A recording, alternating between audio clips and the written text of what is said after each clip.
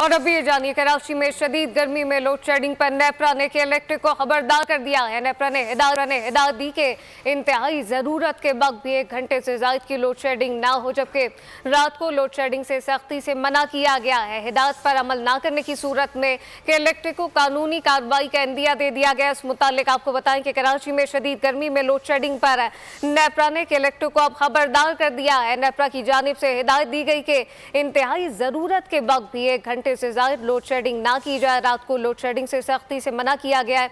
मलिक सईद अबान आगाह कीजिएगा और नेपरा की जानिब से क्या कुछ हिदायत दी गई?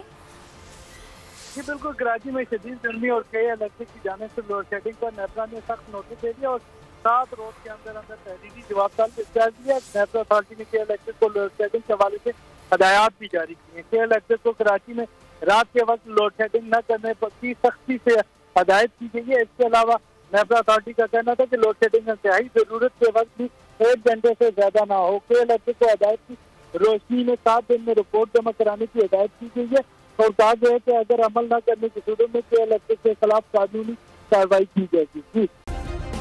सब्सक्राइब करें और बेल दबाएं ताकि कोई खबर रह न जाए।